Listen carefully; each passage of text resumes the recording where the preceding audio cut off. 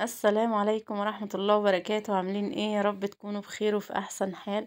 النهاردة جايبه لكم وصفة خفيفة كده، مشروب جميل جدا كلنا بنحبه، كلنا كنا بنشتريه واحنا صغيرين. يا رب تفتكروه معايا. هنا معايا مشروب البوظة الجميلة. المشروب دوت مصري اصيل، كل اطفالنا بتحبه تقريبا. هنا هنعمله مع بعض بمقادير جميلة جدا، قليلة مش مكلفة خالص. ان شاء الله هتعمليه بحاجات يعني موجودة عندك في البيت، مش هتشتري اي حاجة من بره بإذن الله. يلا نشوف الوصفة مع بعض. انا هنا هحط بقى معلقتين من السكر في كوباية كده صغيرة، في كوباية وعليهم يعني 50 يعني 10 جرام كده من الخميرة. عفوا متلخبطة، بس انا يعني ما بسجلش كتير. هنا مية دافية هحط فيهم 10 جرام كده من الخميرة، الخميرة البيرة بتاعة الفرن. هننزلهم في المية كده وهنقلبهم ونسيبهم على جنب كده لما ايه الخميرة تتفاعل، وهنشوف هنعمل ايه مع بعض. المشروب دوت جميل جدا وصحي مغذي جدا للأطفال، ياريت تجربوه، ان شاء الله يعجبكم بإذن الله.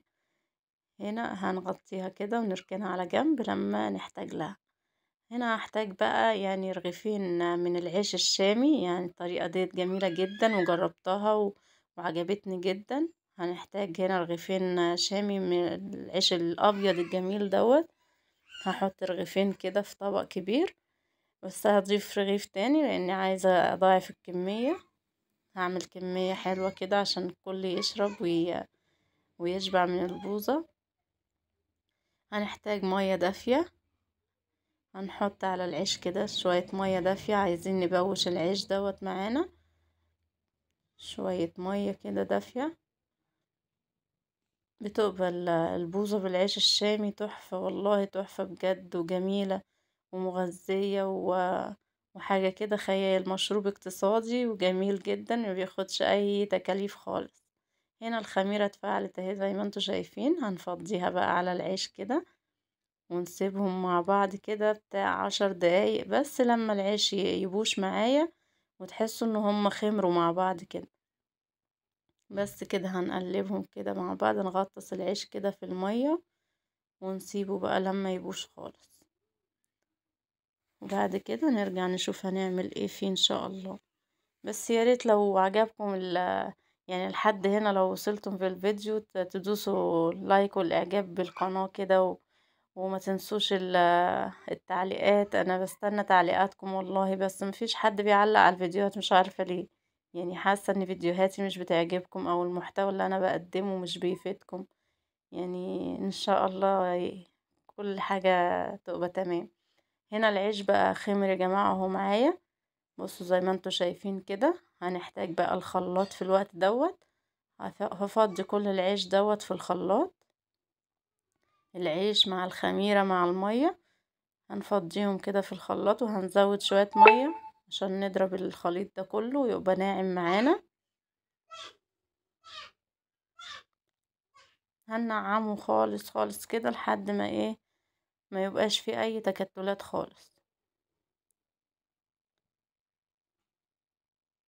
وانا اسفة على الفيديو اللي نزل بتاع المشروعات، هو فعلا فيديو قديم، بس يعني هو نزل غصب عني، انا مش قاصدة يعني ان انا انزله. انا عارفة ان في اختلاف فظيع دلوقتي في الاسعار، ودي اسعار قديمة. الاخت اللي علقت، يعني انا الحمد لله عندي مصداقية معاكم في كل حاجة انا بقولها.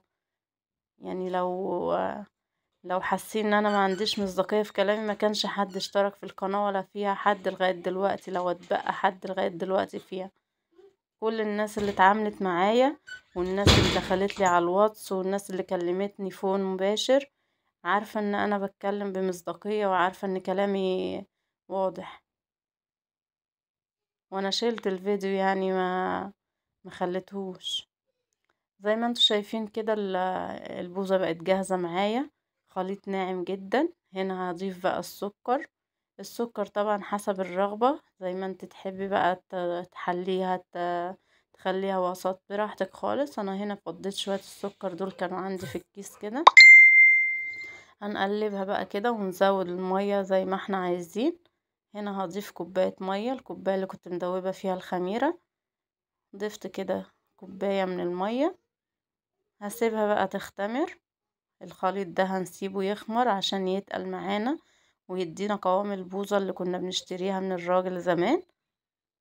فاكرين اكياس البوظة كنا كلنا بنشتريها زمان من الراجل؟ بجد كانت حاجة تحفة وايام جميلة ما تتعوضش. هسيبها بقى تخمر كده شوية وهضيف باكو من الفانيليا، بيوديها في حتة تانية خالص. ريحة الفانيليا بجد مع البوظة بتدي طعم تحفة معاها وريحة.